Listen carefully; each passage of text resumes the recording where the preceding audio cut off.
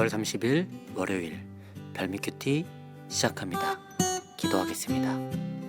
하나님, 오늘도 말씀의 시간을 허락해 주셔서 감사합니다. 역대상을 통해 우리에게 말씀하시고자 하는 말씀을 겸손히 듣는 시간 되게 하여 주옵소서. 말씀의 인도자 되시는 예수님의 이름으로 기도드립니다. 아멘. 하나님의 말씀은 역대상 29장 20절에서 30절입니다. 역대상 29장 20절에서 30절입니다. 다윗이 온 회중에게 이르되 너희는 너희 하나님 여호와를 송축하라 하매 회중이 그의 조상들의 하나님 여호와를 송축하고 머리를 숙여 여호와와 왕에게 절하고 이튿날 여호와께 제사를 드리고 또 여호와께 번제를 드리니 수송아지가 1000마리요 순양이 1000마리요 어린 양이 1000마리요 또 그 전제라 온 이스라엘을 위하여 풍성한 제물을 드리고 이날에 무리가 크게 기뻐하여 여호와 앞에서 먹으며 마셨더라. 무리가 다윗의 아들 솔로몬을 다시 왕으로 삼아 기름을 부어 여호와께 돌려 주권자가 되게 하고 사독에게도 기름을 부어 제사장이 되게 하니라.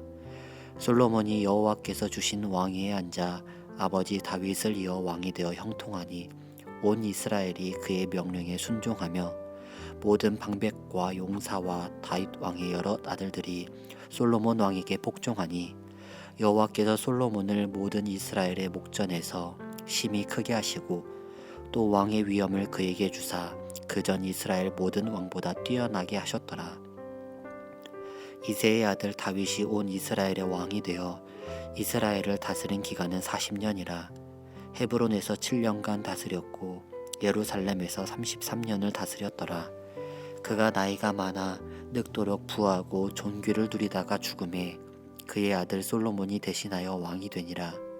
다윗 왕의 행적은 처음부터 끝까지 선견자 사무엘의 글과 선지자 나단의 글과 선견자 갓의 글에 다 기록되고 또 그의 왕된 일과 그의 권세와 그와 이스라엘과 온 세상 모든 나라의 지난 날의 역사가 다 기록되어 있느니라.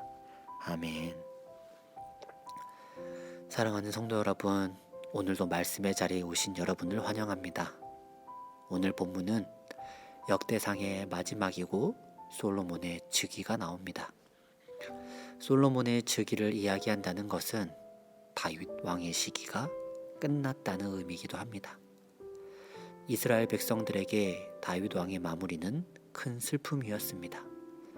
이스라엘의 가장 부국한 시대이며 하나님의 함께하심을 느낄 수 있었던 시대였기에 그 다윗의 시기가 끝났다라는 것은 어쩌면 그들에게는 새롭게 다가오는 시험의 시기일 수 있습니다. 이러한 걱정과 두려움 그리고 새로움을 기다리는 그들에게 다윗은 마지막 말들을 남깁니다.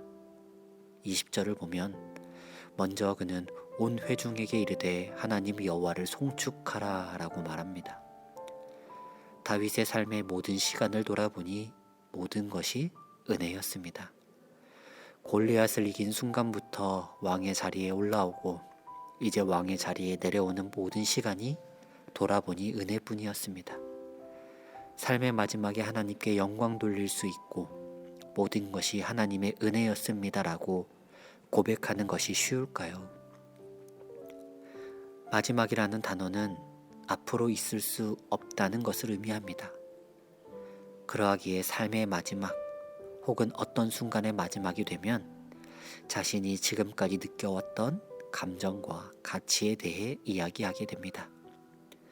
다윗이 마지막에 하나님께 영광을 돌릴 수 있었던 것은 다윗이 살아온 모든 시간의 감정과 그가 쫓아온 가치가 하나님이었기 때문에 말할 수 있었습니다. 여러분의 삶의 시간을 돌아볼 때 어떠한 일들을 마주하거나 혹은 큰 수고를 마쳤을 때 여러분의 입과 마음에는 어떠한 고백이 있으셨습니까? 하나님에 대한 고백이셨습니까?